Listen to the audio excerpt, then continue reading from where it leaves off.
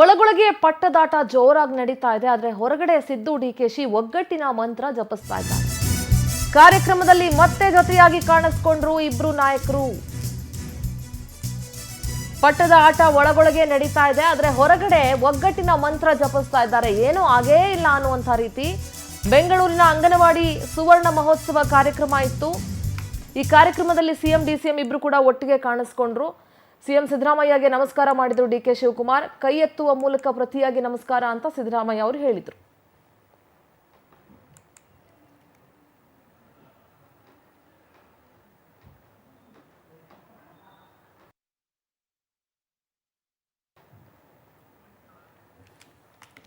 ದೃಶ್ಯಗಳಲ್ಲಿ ಗಮನಿಸ್ತಾ ಇದ್ದೀರಿ, ಅಂಗನವಾಡಿ ಸುವರ್ಣ ಮಹೋತ್ಸವ ಕಾರ್ಯಕ್ರಮ ಇದ್ದಂಥ ಸಂದರ್ಭ ಇದು.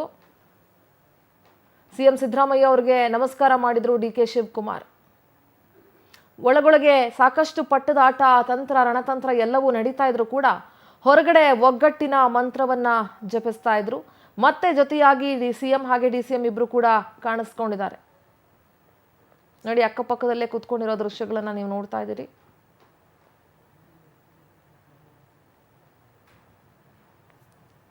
ಮಾನ್ಯರು ಜೊತೆಯಾಗಿದ್ದಾರೆ. ಮಾನ್ಯ ಸಚಿವರಾದ ಲಕ್ಷ್ಮೀ ಆರ್ ಹೆಬ್ಬಾಳ್ಕರ್ ಅವರ ನೇತೃತ್ವದಲ್ಲಿ ಮುಂದಾಳತ್ವದಲ್ಲಿ ಕರ್ನಾಟಕದಲ್ಲಿ ಸಮಗ್ರ ಶಿಶು ಅಭಿವೃದ್ಧಿ ಯೋಜನೆಯ ಸುವರ್ಣ ಮಹೋತ್ಸವ ಮುದ್ದು ಮಕ್ಕಳ ಜೊತೆಯಾಗಿ ಉದ್ಘಾಟನೆಯಾಗಿದೆ. ಬರಲಿ ಎಲ್ಲರ ವತಿಯಿಂದ ಚಪ್ಪಾಳೆಗಳು. ನಮ್ಮ ಈ ಒಂದು ಅದ್ಭುತವಾದಂತ ಶುಭಂ ಕರೋತಿ ಕಲ್ಯಾಣಂ ಆರೋಗ್ಯಂ ಧನ ಸಂಪದ ಶತ್ರುಬುದ್ಧಿ ವಿನಾಶಾಯ ದೀಪ ಜ್ಯೋತಿ ನಮೋಸ್ತುತೆ.